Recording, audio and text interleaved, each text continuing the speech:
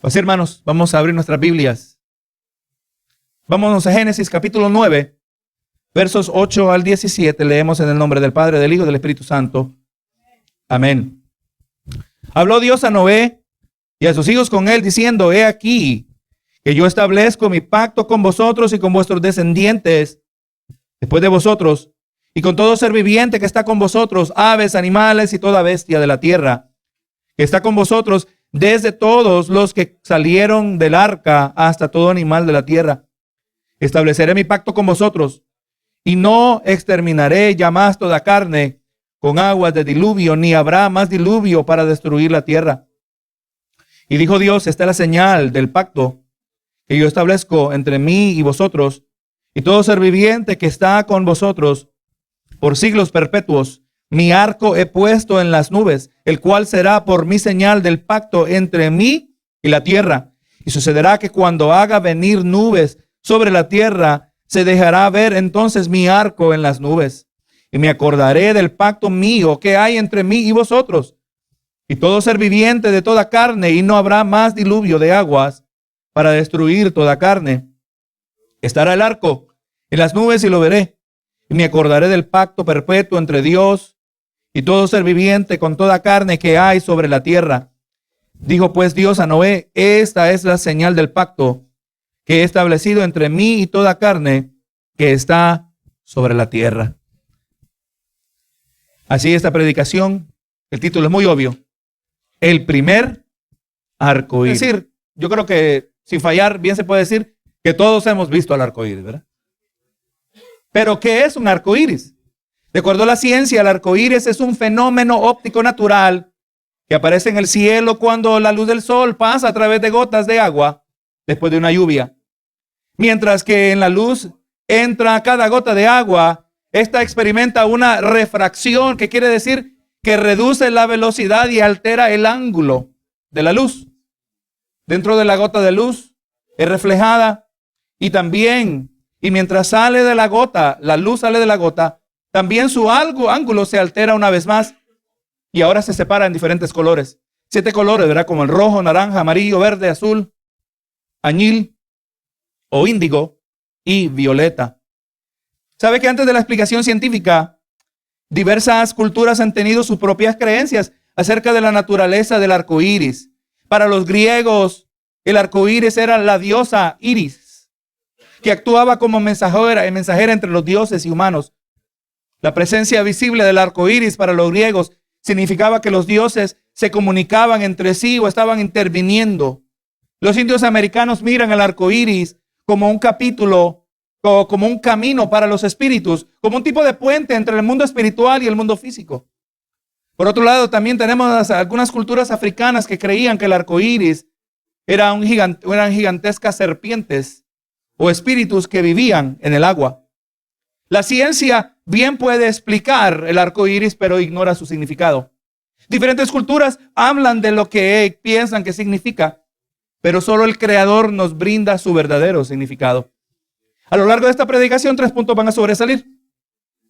Dios hace un pacto con Noé, sus hijos y el futuro resto de la raza humana. Segundo, veremos que Dios envía un constante recordatorio de que no se ha olvidado de su pacto. Tercero, el Dios que hace promesas nunca se olvida de ellas. Ahora, un poquito de trasfondo para que recordemos y nos ayude a entender lo que está pasando aquí. Recordemos que Noé y su familia al fin pudieron salir del arca. Se calculó que ellos estuvieron dentro del arca por 1 año y 10 días. ¿Usted se puede imaginar? Estaban como en un tipo, si quisiera alguien mirarlo así, una prisión, ¿verdad que sí? 1 año y 10 días. Días cuyo comienzo bien pudo ser traumatizante para los tripulantes. Su experiencia en el primer día fue de escuchar de incalculables cantidades de agua caer sobre la tierra. Es posible que hasta escuchaban el sonido de violentos desplazamientos de tierra siendo trasladados a causa de esos altos volúmenes de agua. Posiblemente escuchaban el sonido de interminables truenos, ¿verdad? A lo largo de varios días. Ruido que eventualmente se convirtió en un solitario silencio cuando dejó de llover y también cuando toda criatura terrestre dejó de moverse, ¿verdad? Dios se dio a conocer a la raza humana Y para más del 99% ya era demasiado tarde. Para los 8 tiene que haber sido una experiencia impactante. Solo 8 sobrevivientes habían quedado para contar la historia. Solo 8 vivieron para verdaderamente comprender el poder destructivo de Dios, que estaba disponible para ser desatado a causa del pecado. Algo que tenemos que entender todavía nosotros en el día de hoy, ¿verdad? Entendieron que Dios tiene mucho poder para castigar al pecador, para ejecutar al que no se arrepiente. Ahora, con esto en mente, consideremos los siguientes versos. Ahora leemos aquí en el verso 8, dice: y habló Dios a Noé y a sus hijos diciendo: he aquí yo establezco mi pacto con vosotros y con vuestros descendientes después de vosotros.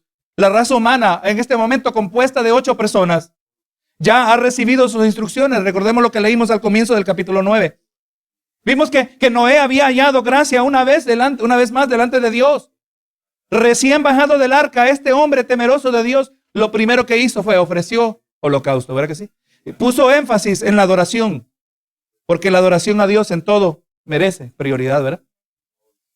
Noé recibió mandamientos de parte de Dios que habrían de gobernar la raza humana en esta nueva etapa de la creación. Recuerda, Dios instituyó la pena de muerte. Dios estableció que por cuanto el ser humano es portador de la imagen de Dios, el que derrame la sangre del hombre, el hombre también va a venir a derramar la sangre de este asesino, ¿verdad? Esta nueva etapa de la creación tenía las nuevas reglas, los mandamientos. Y ahora vemos que Noé se dirige a su familia y establece un pacto con ellos y la futura raza humana. En todo esto nos hacemos la pregunta, dependiendo del teólogo que usted le pregunte, le puede dar una variedad de definiciones que quizás muchas se traslapan la una con la otra. ¿Pero qué es un pacto? Un pacto es una solemne promesa que Dios hace, donde se compromete bajo juramento. En Hebreos 6:13 leemos acerca del pacto que Dios hizo con Abraham. Dice, porque cuando Dios hizo la promesa a Abraham, no pudiendo jurar por otro mayor, juró por sí mismo, diciendo: cierto, te bendeciré con abundancia y te multiplicaré grandemente. Así que vamos viendo que un pacto es una promesa solemne de parte de Dios, donde se compromete, ¿verdad?, él bajo juramento. Un pacto puede ser unilateral o puede ser bilateral. Un pacto unilateral es un pacto incondicional. Un pacto de uno, donde solo Dios, donde Él mismo se encarga y asume toda la responsabilidad del cumplimiento de ese pacto. Un pacto bilateral es un pacto ahora condicional, donde ambos partidos asumen mutuos cumplimientos de ciertas condiciones, ¿verdad? Dios hizo un pacto bilateral con Israel. Si ustedes hacen eso, yo voy a hacer esto. ¿Verdad que sí? Si ustedes se acuerdan de mí, yo estaré con ustedes. Yo los voy a bendecir, pero si hacen esto, yo me voy a poner a ustedes, ¿verdad? Ese es un pacto bilateral.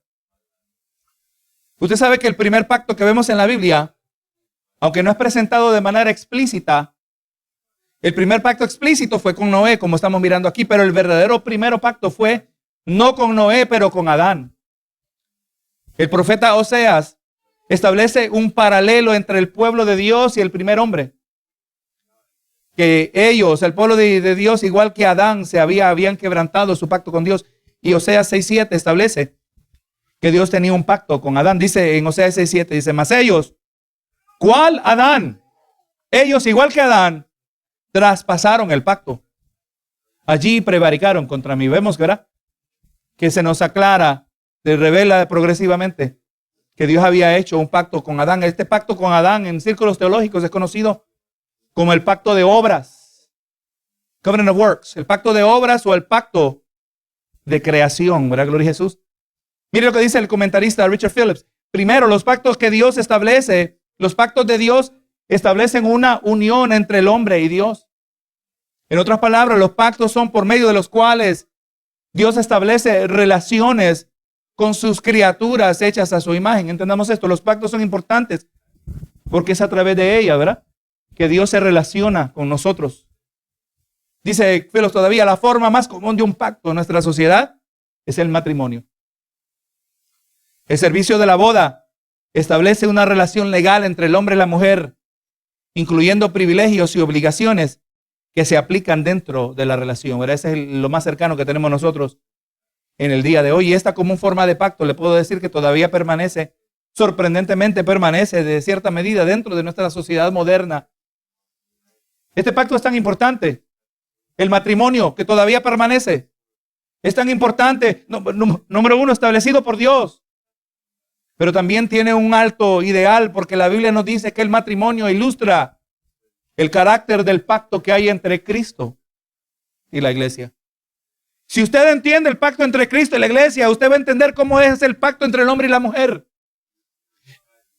Y cuando el pacto entre el hombre y la mujer es honrado delante de Dios, nos ayuda a entender el pacto entre Cristo y la iglesia. Efesios 5:25 dice: maridos, amad a vuestras mujeres, así como Cristo amó a la iglesia. Vemos, ¿verdad? Que este pacto trae amor. Así como Cristo amó a la iglesia y se entregó a sí mismo por ella. Así que como yo debo amar a mi esposa, tengo que entender cómo Cristo ama a la iglesia. O dice el 32 del mismo Efesios 5: grande es este misterio, mas yo digo esto respecto de Cristo y la iglesia. Y de la misma manera, bien, podemos añadir que hay un aspecto misterioso del matrimonio, ¿verdad? Hay una unión que es física, es espiritual, y a decir espiritual no estamos diciendo que es simbólica. Es una unión real, pero invisible, ¿verdad que sí? Aleluya. De la misma manera estamos nosotros unidos con Cristo. Así que, hermano, una cuidadosa observación de la revelación bíblica ha de encontrar que ciertamente Dios es un Dios de pactos. Dios va revelando su carácter a través de los pactos que progresivamente va desarrollando a lo largo del Antiguo Testamento y eventualmente al Nuevo Testamento. Ya vimos el pacto de obras que hubo con Adán. El pacto que estamos considerando ahora, el pacto que se hizo con Noé. Veremos después que Dios hizo un pacto con Abraham. También hizo un pacto con Moisés. Eventualmente hizo un pacto con David. Y ahora en el nuevo pacto, ¿verdad? Que lo hizo con la iglesia. Dios es un Dios de pactos. Dios es un Dios de promesa. Pero aún más importante es el hecho que Él cumple sus promesas. A mí no me interesa que solo que Dios hace promesas. ¿Cuánta gente promete cosas lindas, verdad que sí? Gente que usted los escucha y usted dice que tremendo lo que está diciendo, pero si no cumple nada, no importa nada de lo que está diciendo, ¿verdad? No, Dios hace promesas, pero Él cumple sus promesas, ¿verdad? Ese es el carácter de Dios. Dice el verso 10: y todo ser viviente que está con vosotros, aves, animales y toda bestia de la tierra que está con vosotros, desde todos los que salieron del arca hasta todo animal de la tierra. Es sorprendente encontrar que este pacto no solo abarca a toda la raza humana y también en su futura historia, pero también incluye a todos los animales y sus descendientes. Dios está haciendo un pacto con todo ser creado. Porque usted cree que la palabra nos dice, el apóstol Pablo dice que la creación gime a una. Espera un día ser redimida de la mancha del pecado. Dios es un Dios generoso. Él estima toda la vida, incluyendo la vida animal, ¿verdad que sí? Ahí nos brinda a nosotros una plataforma para postular que nosotros estamos en oposición a la crueldad contra los animales, ¿verdad que sí? Porque Dios estima toda la creación, todo fue hecho por Él.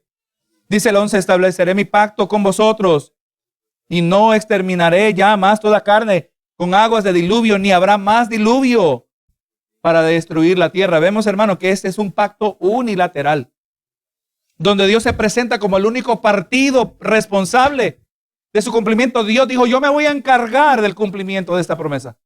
Yo me voy a encargar que lo que yo estoy prometiendo, yo voy a asegurarme que llegue a su cumplimiento.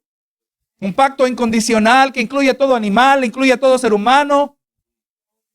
Aleluya. Y aún vemos que incluye seres humanos, aún los que no le sirven, son incluidos en este pacto. Dios prometió a la creación que jamás volvería a exterminar la vida terrestre con torrentes de agua. Y vemos aquí que Dios establece el lugar más claro donde vemos la gracia común que habría de caracterizar este nuevo comienzo sobre la tierra.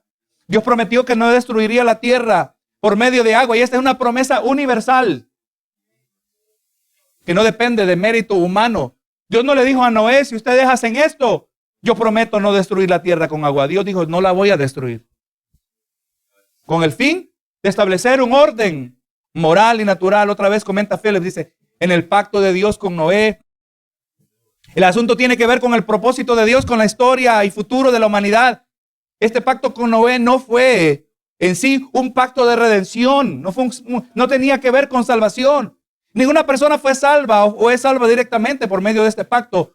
Más bien encontramos que Dios establece una promesa concerniente a cómo se ha de relacionar a su creación como su Señor. Dios está diciendo, así voy a tratar a la humanidad. La humanidad que viene después de ustedes, a toda vida animal también, lo voy a tratar de esta manera y prometo que de este punto en adelante lo que ustedes vieron no se volverá a repetir de esta manera. Usted puede imaginar, hermano, ciertamente, cuán lamentable era esto. Aleluya, que todo ser humano tuvo que ser destruido. ¿Cuántos animales tuvieron que morir? Verdaderamente en este pacto de Dios con Noé, lo usamos para ver las noticias. Este pacto debe impactar como nosotros vemos las noticias. Los titulares provocativos son los que producen lucro para los noticieros, ¿verdad? En otras palabras, las malas noticias venden periódicos. ¿Verdad que sí? Usted no va a leer la noticia del avión que aterrizó bien. Usted va a leer del avión que no logró aterrizar. O el que casi no logra aterrizar, ¿verdad que sí? El avión que aterriza bien, nadie lo quiere leer. En eso se especializan los medios de comunicación para vender. Hermano, ¿usted sabe que siempre hay una amenaza para la raza humana? Por mucho tiempo se nos está diciendo el calentamiento global. Tiempo atrás era el Y2K, no sé cómo lo llaman a los hispanos. Amén, el año 2000, ¿verdad? Que nos decían que vendría el colapso de la sociedad porque las computadoras no iban a saber procesar el año 2000. Se iba la electricidad, iba a haber hambre, algunos todavía tendrán una lata de frijoles por ahí. Gloria a Jesús. Más recientemente, el peligro del COVID o las amenazas nucleares. Ojalá que Rusia se porte bien.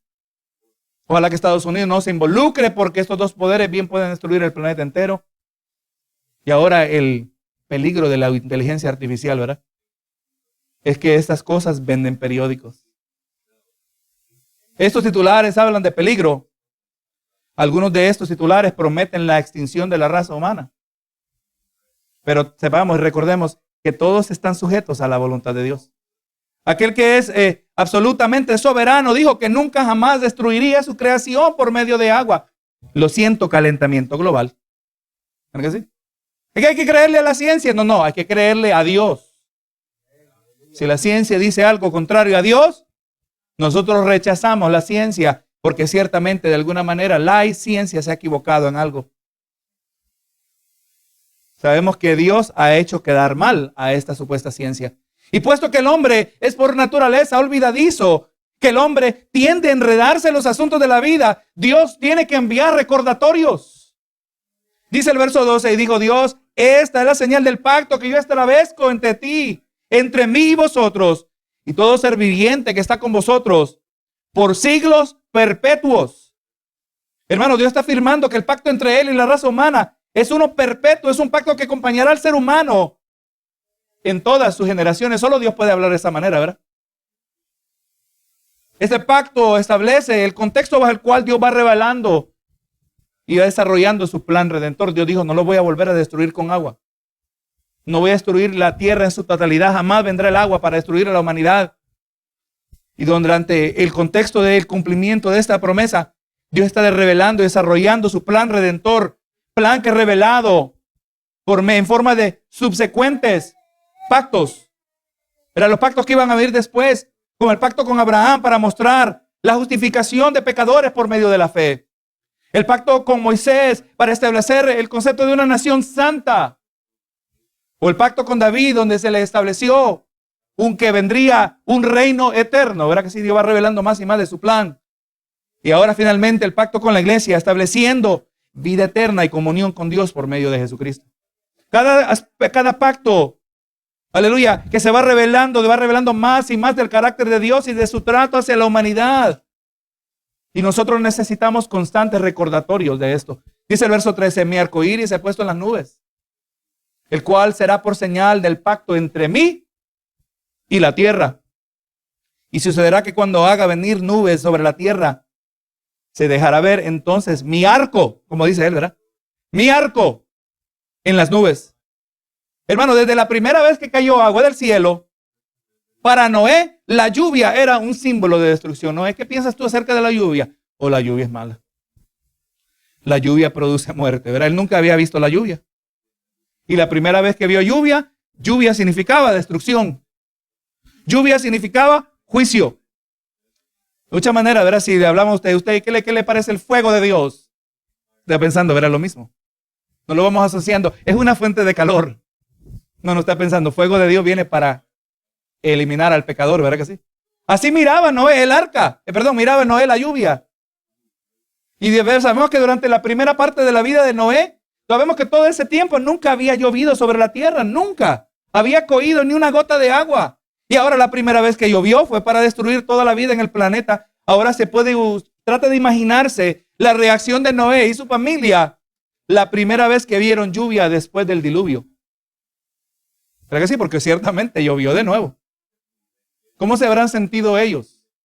No sabemos qué intervalo había pasado, no sabemos si había llovido después de estas, y que iba a llover después de las palabras que estamos leyendo, o había llovido antes, pero yo creo que quizás de manera instintiva dice, no, aquí está la lluvia.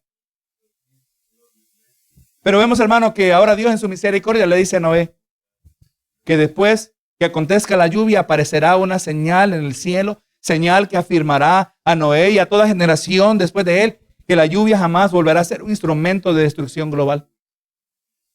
Noé, yo quiero que quiero que veas la lluvia de otra manera. ¿Cómo ha cambiado? ¿Verdad? Nosotros decimos, qué bueno que está lloviendo en ocasiones. ¿Verdad? Qué bueno que llueva. Qué bueno que llueva. La tierra estaba un poco seca. Realmente si practicamos, tenemos las plantas o cultivo de alimentos, decimos, qué bueno que está lloviendo, ¿verdad? Hace falta la lluvia. Gloria a Jesús, la lluvia ya no tiene esa misma asociación para nosotros. Pero necesitamos todavía la señal que afirmaba Noé. Esto mismo, ¿verdad? Que ya jamás la lluvia será instrumento de destrucción global.